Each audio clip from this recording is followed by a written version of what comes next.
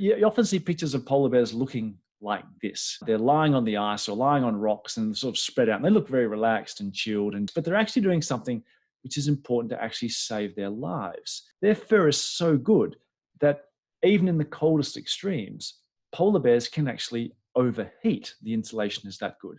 So they flatten themselves out on the ice to make sure they don't overheat. A polar bear is an animal that can be both cold and overheating and sweating all at the same time. That's exactly like a DBA or a developer the moment after they've done something catastrophic to their database, like drop a table or delete some data. You're both cold and sweating at the same time, which leads us nicely into Flashback query.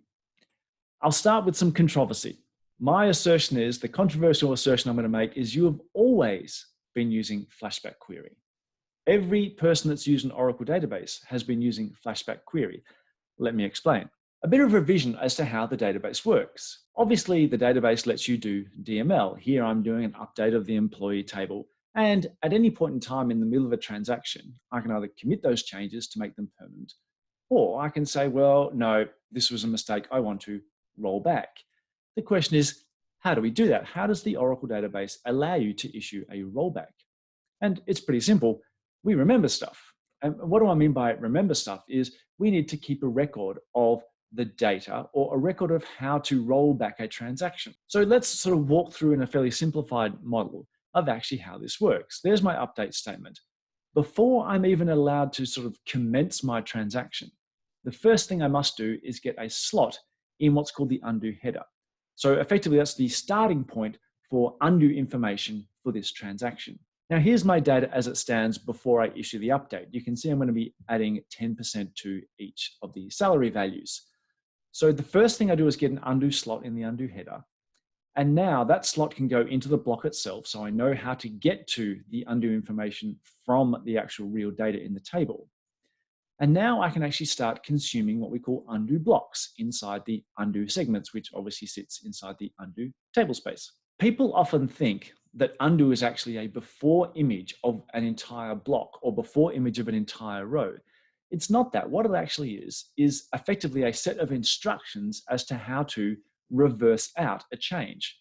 I'm updating the first row here for Smith. He's $1,000. The first thing I'll put in the undo is, if I need to undo this update I'm about to do, I would change Smith's salary to 1,000. So effectively in block 2754, which happens to be the one at the left, the first row there, change the salary back to 1,000. Once that's done, I can then change Smith, as you can see on the left-hand side, that Smith is now allowed to be changed to his salary plus 10%.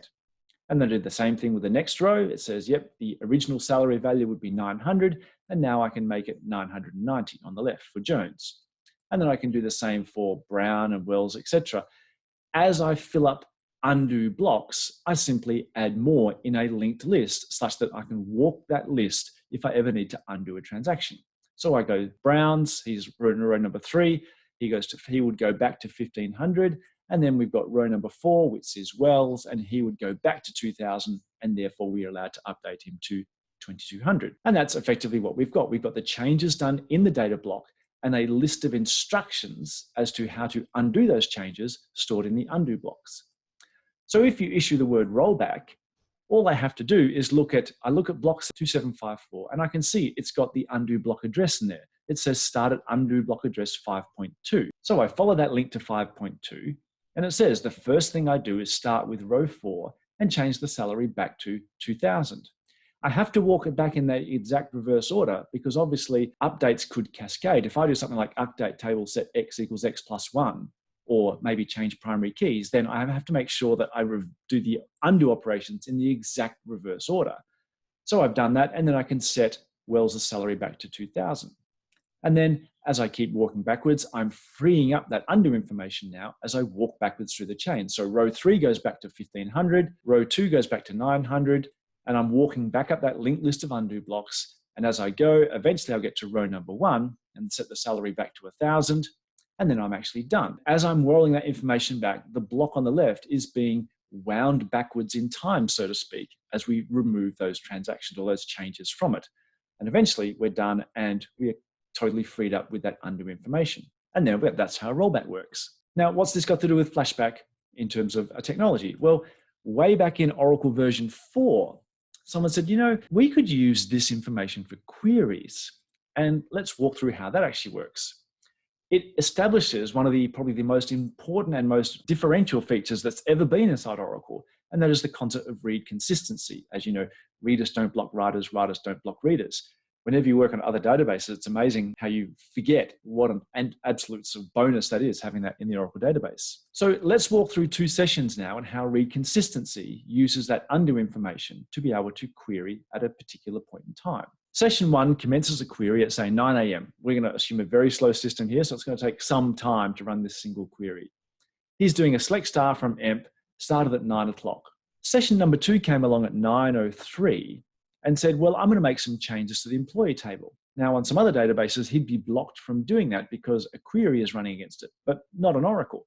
Oracle says, yeah, knock yourself out, make that change. So he updates employee 1234, and we're assuming for the sake of this example that that is block 3217 out on disk.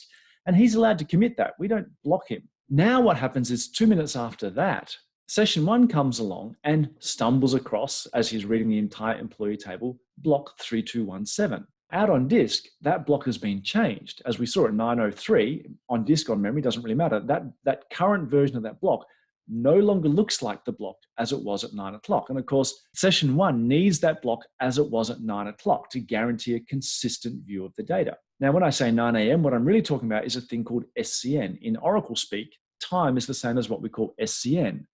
SCN is the system change number. In terms of system change numbers, we can assume a number is effectively a representation of time. Block 3217 at a certain SCN in the past, which is, let's just focus on the last 3 digits to make it easier, just 003, had a value of XYZ for, say, the employee name. Session 2 updated that row. It advanced that block in terms of it increased its SCN number. It's the next system change number. Because other changes might have gone on in that database, that SCN number might be 234. Once again, just looking at the last 3 digits. And it changed the employee name to ABC.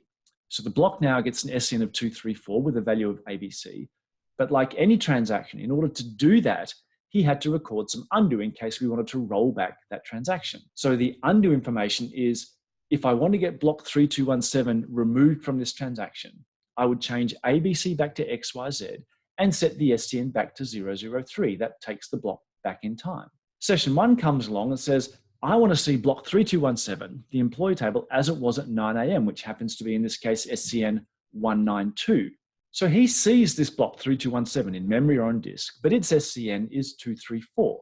That's no good. That's in the future with respect to session 1's request of a 9 a.m. block. So what he does is he takes a copy of that block into memory. So he doesn't interfere with that existing block, takes a copy of it into memory. How does he get that block to a time at 9 a.m.? Well, he can go look at the undo that session 2 created and say, oh yes, that's how I get from ABC back to XYZ and how I get from SCN 234 back to 003. Once I've done that, I've effectively rolled back that transaction just in that block. And 003 is less than SCN 192, which is the requested time. And so I'm good to go.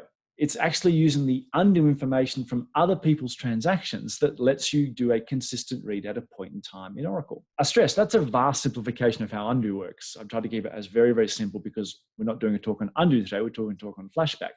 There's all sorts of things that come into play with undo, but fundamentally that's what's going on. So in reality, every query you ever run inside the Oracle database is a query at a particular system change number at a particular point in time. That is the time at which your query commenced. Every query is actually a flashback query. You're running a query as at a single point in time.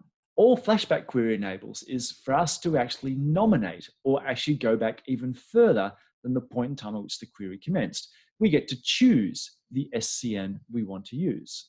So the syntax is actually fairly straightforward. It came in way back in version 9, and it looks like this. Here's original query. Select star from the department table. I've come in this morning. There's the department table, and oh my goodness, all the D names have been set to unknown. Maybe that's correct, but it doesn't look correct to me. Maybe that's wrong. How do I look at the department table as it was a little while ago? That's the syntax for a flashback query. I just do select star from the department table as of SCN and nominate a particular SCN number. And I can see that as of that SCN 995401, the actual data was DNAME accounting, research, sales, and operations. So sometime after SCN 995401, someone did an update to those rows.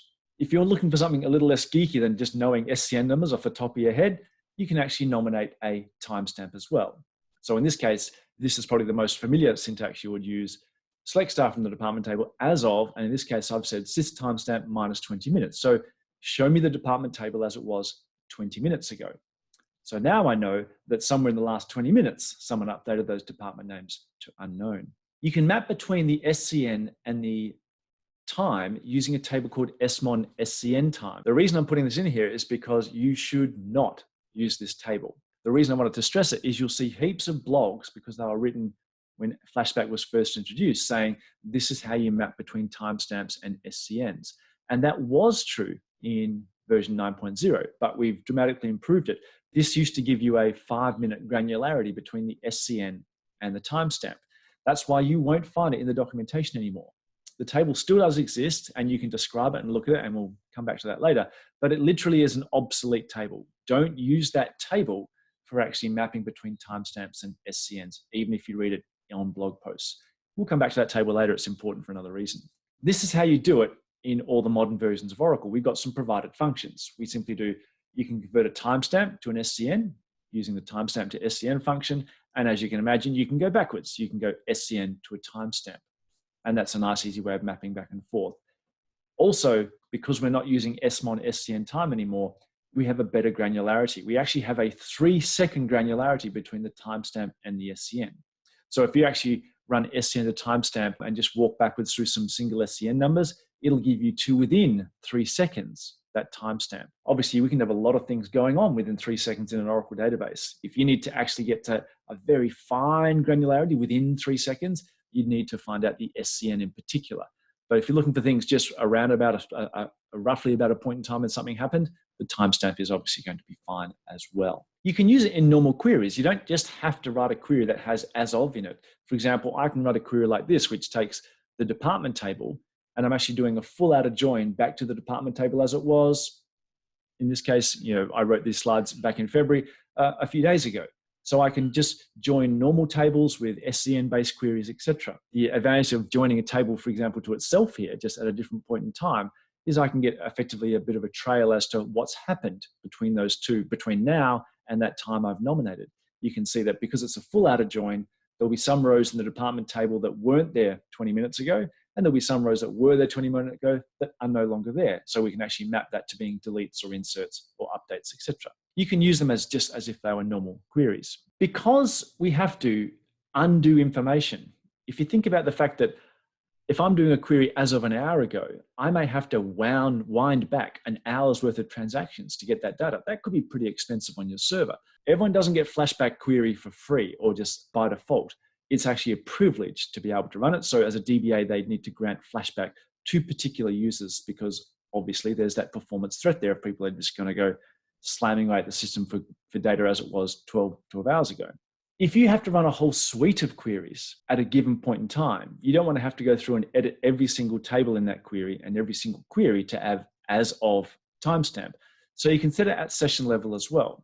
You can simply do DBMS Flashback enable at a particular timestamp. In this case, I'm going back a day, and then all queries in that session from that point onwards will be run as of that particular point in time.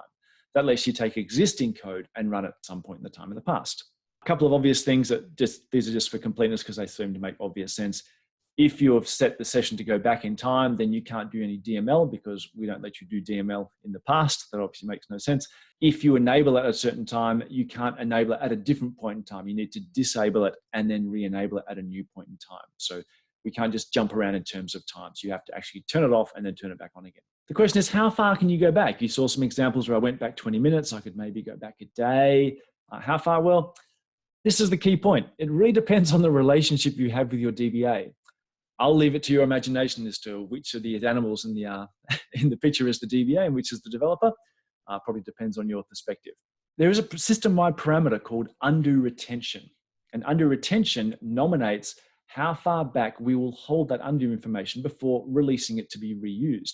obviously I can't hold ability to roll back a transaction forever because my undo segments would actually just blossom out to ridiculous sizes.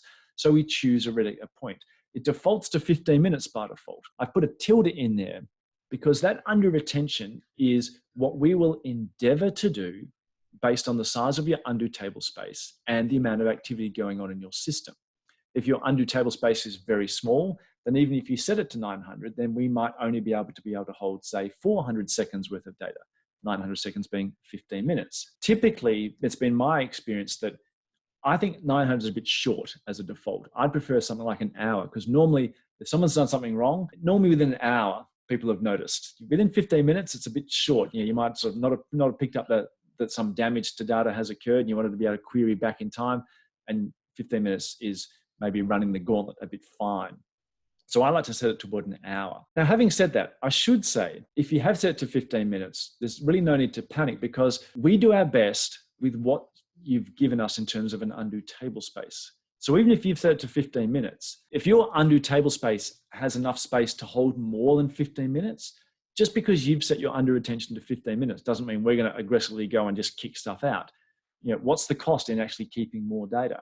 If you want to see what a more realistic number is, you can look at $undo stat for your tuned undo retention. That's what we're currently achieving, independent of what you've actually set for your undo retention. So that's probably a better value. So if you're getting much, much larger than 900 in there, it probably means your undo table space is nice and large, and we've got plenty of room for undo information, even though you've set it to 15 minutes. If it's a concern, if you want to guarantee that you're going to be able to hold 15 minutes, not just maybe, you can actually change your undo table space to have what we call a retention guarantee. What that means is no matter what happens, we will keep that 15 minutes worth of data in there. You need to be very careful about doing this, because what we're saying is we are guaranteeing that certain elements of the undo table space will not be flushed out, even though they're not in active use, so to speak. They're not being used for active transactions. They could be for transactions that are 15 minutes in the past, but we won't flush that out. So new transactions could come along and be unable to allocate space in your undo table space because there's no space available. You can set this retention guarantee, but you want to make sure you've got plenty of free space in your undo table space to make sure that current transactions actually get the undo reservation space that they require. A couple of restrictions. Generally, you can't go back past a DDL, and the restrictions that have got better each version. But for example, if you're trying to go back 15 minutes, but 5 minutes ago you dropped a column or something like that, it's unlikely you'll be able to do it. You'll get some sort of error. One thing I should say is you're rewinding data. You're not actually walking backwards into the past. For example, if you created an index on a table 2 minutes ago and you did a query as of 15 minutes ago, you'll still be able to use that index. Or if your session parameters are set to, say, DDMON YYYYY, then querying the data as it was 15 minutes ago when your session parameter wasn't set to that doesn't pick up different changes. All the stuff you've currently set applies. You're really just rolling back data in terms of it's into the past, not the environment in which you're actually running in. One of the cool things is it's not just able to run a query on your data in the past. Think about something like DDL. If I do something like this, and this is like a classic example, I've mistakenly dropped a PL SQL procedure. In this case, I dropped my procedure called debug message. And like, oh, panic. Do I need to go back to a backup? Is it in source code control?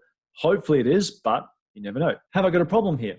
Well, don't forget that some DDL, like for example, dropping PL SQL, is actually just DML from the database's perspective. It's just deleting from an internal table of the source table. I could do a select star from DBA source as of a few minutes ago and actually get that procedure source code back. So that's a little quick tip there. Often what's a DDL from your perspective might just be DML in the data dictionary. So if you can locate the appropriate data dictionary views, you can look at them in the past to actually get some information back. Let's continue on. I've selected star from the department. And as we said, department name was unknown. And when I looked 20 minutes ago, it said, yep, department 10 was actually accounting. Now, does that mean that someone updated from accounting to unknown? Well, not necessarily. They may have gone from accounting to something else, to something else, to something else. There may have been 50 updates between those 20 minutes, or maybe just one. Is it one change? Is it 10 changes? We don't really know. And that's where we have a thing called flashback row versions. Once again, just a part of flashback query. Flashback row versions lets us use this extended syntax. I want to see all versions of the department table. Once again, just for this one row, for department row equals 10, that's a single row in the table. But I want to see all the versions of that row, in this case, between timestamp and sys timestamp minus 20 minutes. So the last 20 minutes. And we can actually see that there were actually 5 updates to this row in the last 20 minutes.